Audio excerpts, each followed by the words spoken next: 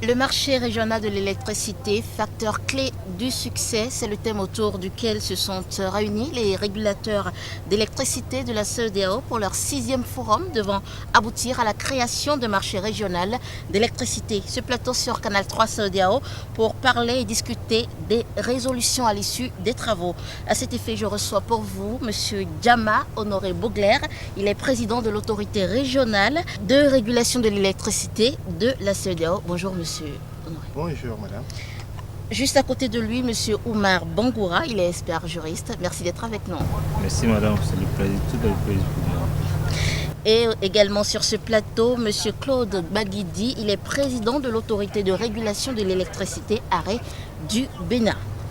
Et voilà, messieurs, plusieurs choses ont été dites et faites au cours de ce forum. Aujourd'hui, dites-nous ce qu'on peut retenir en ce qui concerne le toilettage et la finalisation du document portant création du marché régional, M. Bogler. Bien, merci madame. Vous m'avez déjà présenté. Je vais directement répondre à votre question.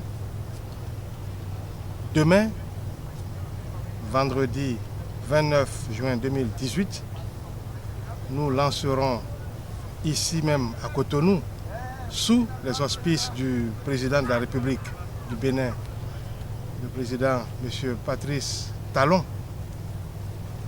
le marché régional de l'électricité de la CEDEAO. C'est un instant que nous savons historique.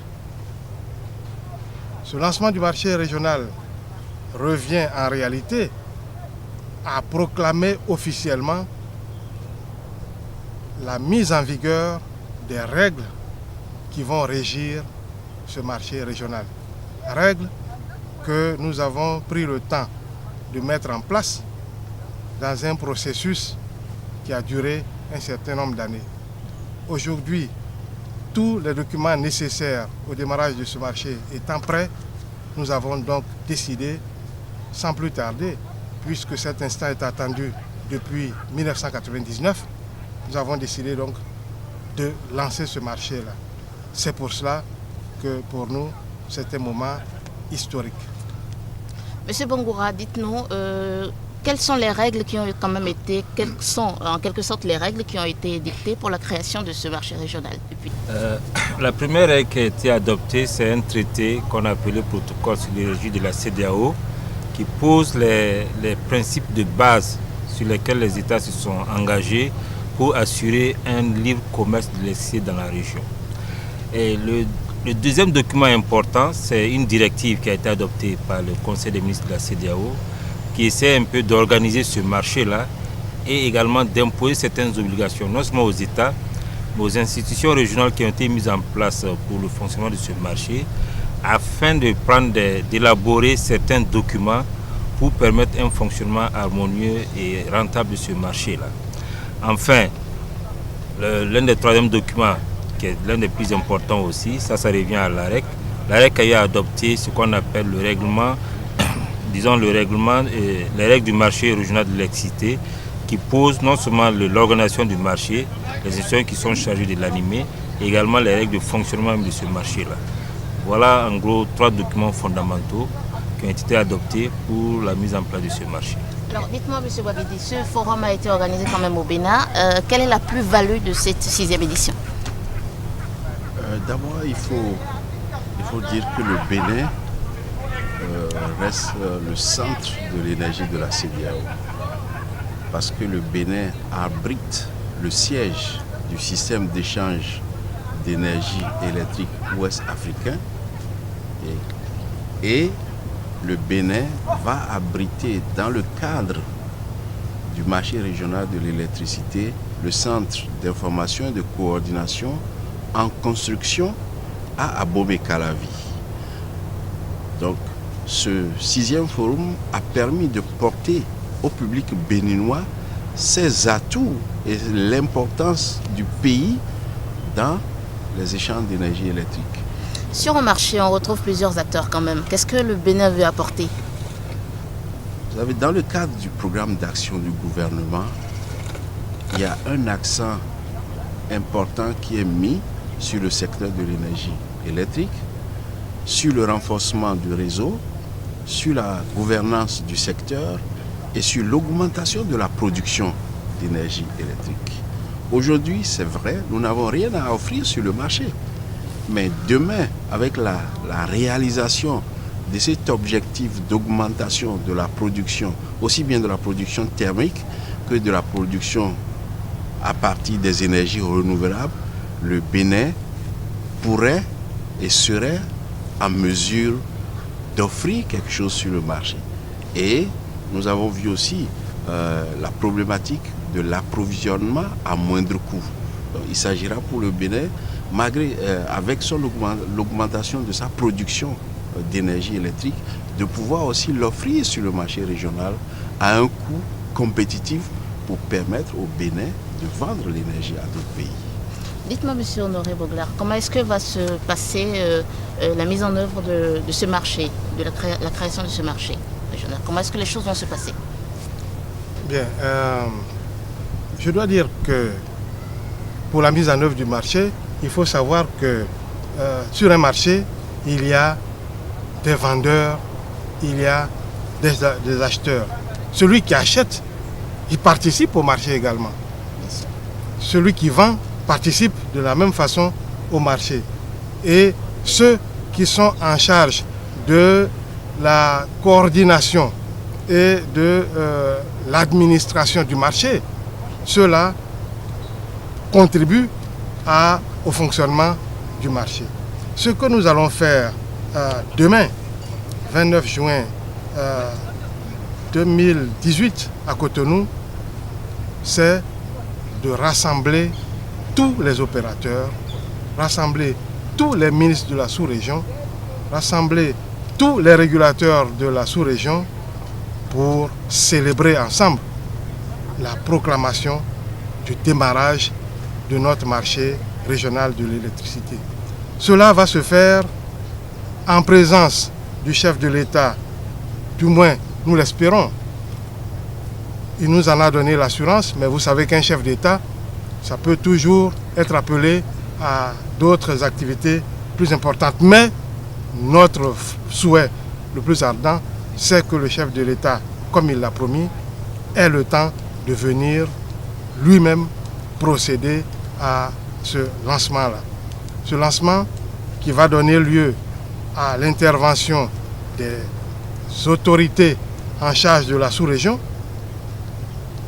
une intervention, des discours, et puis après, l'autorité de régulation va prendre l'acte officiel qui proclame la date de démarrage de ce marché et le remettra physiquement au secrétaire général du WAP pour sa mise en œuvre, et le président de la République va découvrir une plaquette commémorative de ce jour historique. Voici à peu près le programme de cette cérémonie particulière, historique, de lancement du marché régional de l'électricité de la CEDEAO. Au-delà du lancement qui sera fait, au-delà de la phase officielle qui sera faite, dites-nous un peu comment est-ce que les États ne se valent pas. Donc comment est-ce que les choses vont se passer pour que chaque acteur de ce marché se retrouve gagnant?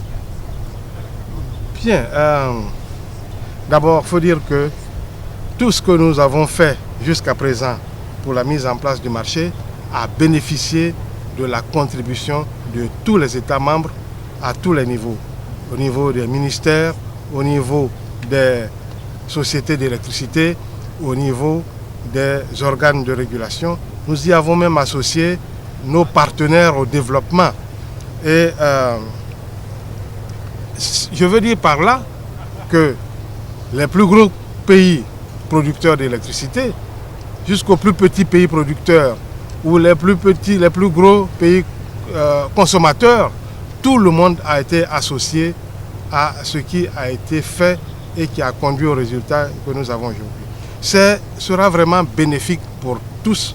Et il faut le savoir que dans le domaine de l'électricité, on peut être petit aujourd'hui et devenir grand demain. Vous prenez le cas du Niger, le Niger reçoit de l'électricité aujourd'hui du Nigeria. Mais n'oubliez pas que le Niger est le pays qui dispose de l'uranium dans le pays, dans notre sous-région. Et tout le monde sait que l'électricité produite à partir d'uranium est beaucoup moins chère, est la source la moins chère. Demain, si on arrivait à produire de l'électricité à partir de l'uranium du Niger, alors le Niger deviendrait un gros pays producteur d'électricité. En matière d'électricité, rien n'est jamais figé. Okay. Monsieur Bangoura, est-ce qu'avec vous, on pourrait parler des axes prioritaires qui ont été adoptés pour favoriser le développement, tant au niveau régional que national, des acteurs, des États membres de ce marché régional qui est en train de se créer? Oui, comme vous l'avez dit, c'est vrai que au niveau des États, il y a une diversité parce que les États ne sont pas tous au même niveau de développement et d'organisation. Donc l'un des axes prioritaires, surtout pour l'AREC et le WAP, c'est d'assurer une certaine harmonisation du développement non seulement des États membres, mais aussi de leur organisation sur le plan et institutionnel et juridique. Donc la plupart de nos programmes ont été développés sur cette base afin d'amener tous ces acteurs-là à un certain même niveau de développement et surtout d'action sur le marché de l'électricité. Monsieur Baguedi, dites-nous, comment est-ce que les États membres vont-ils se développer avec ce marché régional qui est en train de se mettre en place? Oui, le développement passe par la disposition d'une énergie fiable, de qualité, en contenu et à moindre coût. Et lorsque vous regardez le Bénin et le Togo par exemple, ils ont été très tôt dans un marché. D'ailleurs, le Bénin et le Togo ont constitué l'embryon du marché régional de la CEDEAO. Donc depuis lors, le Bénin et le Togo achetaient l'énergie moins chère au Ghana. Et pendant plus de 40 ans, l'essentiel des importations en énergie électrique du Bénin et du Togo venait du Ghana, ce qui a favorisé le développement du secteur économique de notre pays. Et vous avez vu, lorsque le Ghana a commencé par avoir des difficultés à cause des aléas climatiques, tout de suite nous avons senti l'impact au Bénin, c'est-à-dire le délestage, l'irrégularité du service énergétique. Donc, à partir de ce moment, l'intégration, on a toujours dit, quand on est ensemble, on est toujours plus fort. Et l'intégration des réseaux économiques apporte un plus à chaque État du fait que, cette solidarité existe et, par exemple, aux heures de pointe, souvent la nuit, lorsque un pays qui a l'énergie en excès ne la consomme pas, ce pays peut venir en secours de l'autre pays qui, pendant ces heures-là, est en difficulté. Et n'oubliez pas, les installations électriques, c'est des machines qui peuvent tomber en panne. Si cette machine tombe en panne, chez moi, chez vous, et que le voisin peut venir à votre secours, ça permet à vos industries et à vos consommateurs de ne pas avoir une interruption brutale de cette énergie qui est si chère pour le développement du pays. Nous avons la CEB au Bénin. Est-ce qu'avec ce marché, est-ce qu'elle ne risque pas de disparaître? Non, la CEB ne peut pas disparaître. La CEB historique et très importante pour le Togo et le Bénin. La CEB, c'est elle qui a conçu le réseau du transport. Et dans ce marché, les transporteurs de l'énergie électrique vont jouer un rôle très grand. C'est comme la route. Si vous voulez transporter par camion des marchandises de Cotonou à Natitengu, par exemple, et que la route est mauvaise, c'est que votre marchandise n'arrivera pas à destination.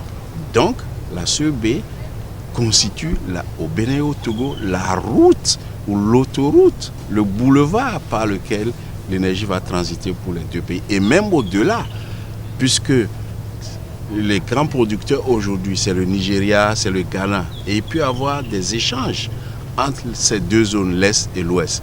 Et par conséquent, la CEB va jouer un rôle important et pourra aussi avoir des gains, des retours, puisque le transit de l'énergie sera payé et sera payé à celui qui est le gestionnaire du réseau de transport. Et par là, la CEB aussi va gagner de l'argent dans cette transaction, dans la mise en place de ce marché régional de l'électricité. Est-ce que des dispositions sécuritaires sont quand même prises pour le transfert de l'énergie entre les États?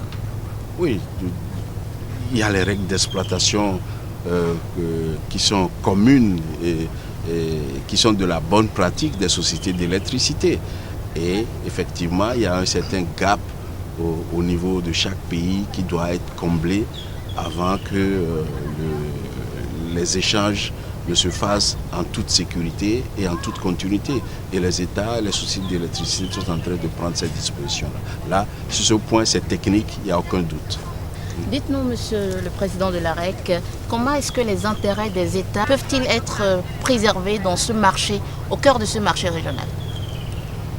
D'abord, la première réponse qu'il faut donner, c'est que les États sont impliqués dans la mise en place du marché et donc sont appelés à donner leur avis et à indiquer leurs besoins.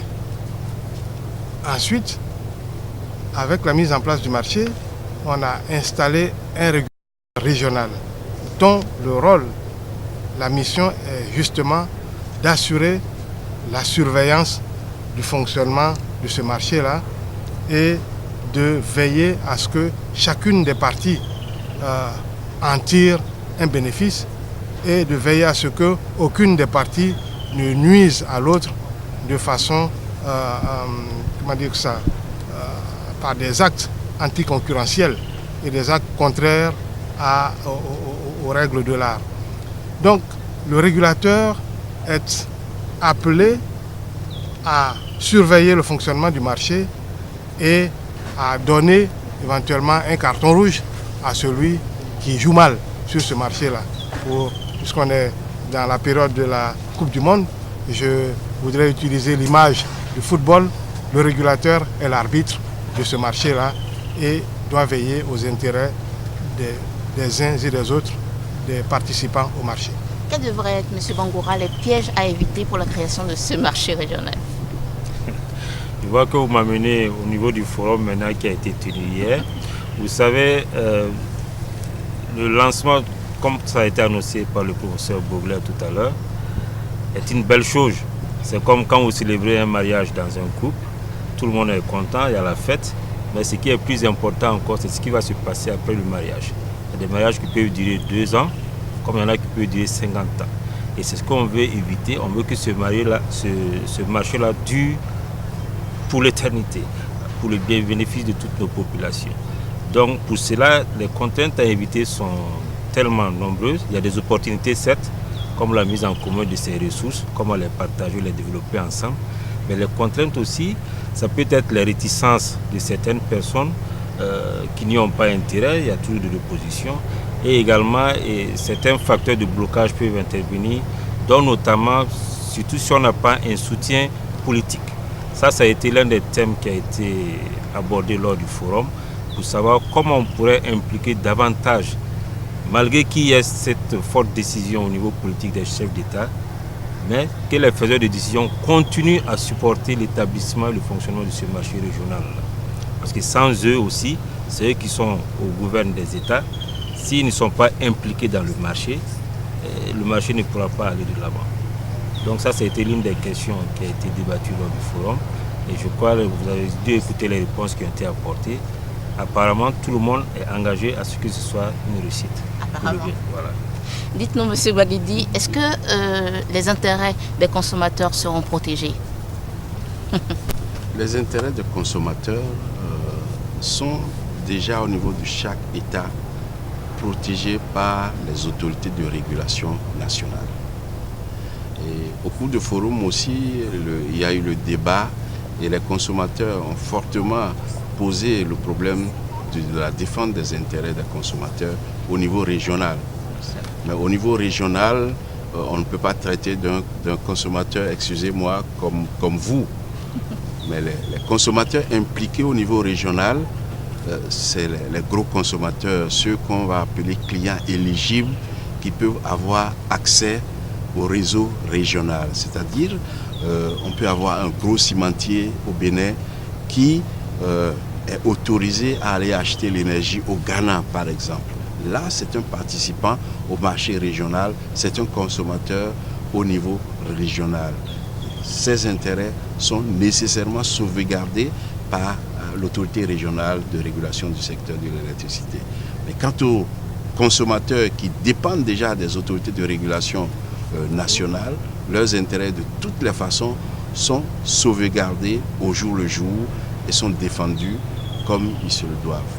Maintenant, il y a une interaction, il y a une collaboration permanente entre l'autorité régionale, l'AREC, de régulation et les autorités de régulation nationales.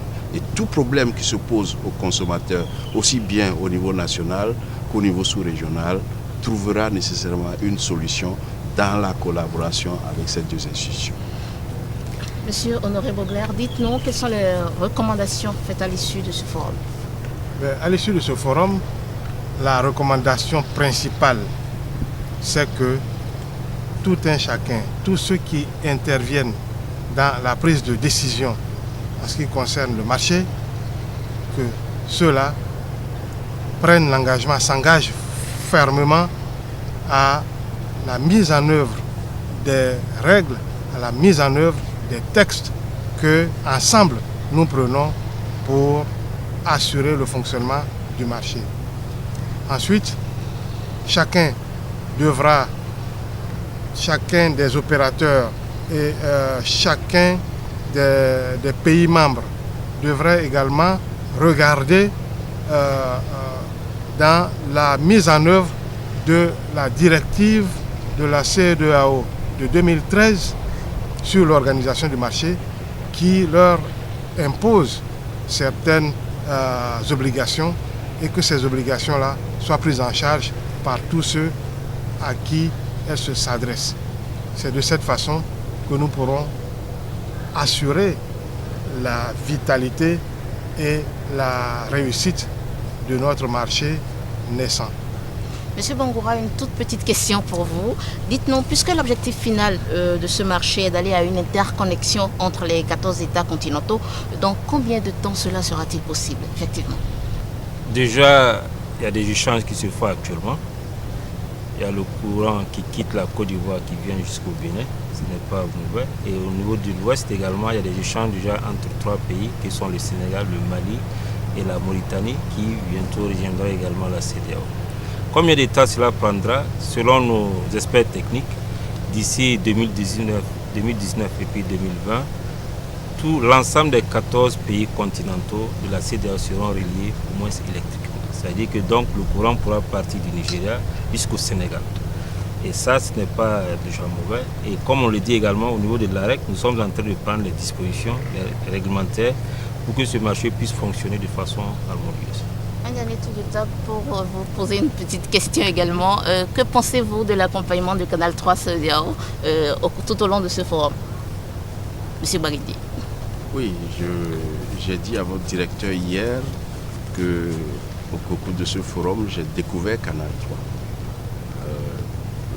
Canal 3, c'est une chaîne, Canal 3 CEDEAO, c'est une chaîne aussi bien regardée, mais j'ai encore découvert parce que j'étais amené à aller regarder Canal 3 parce que Canal 3 s'intéressait à notre forum.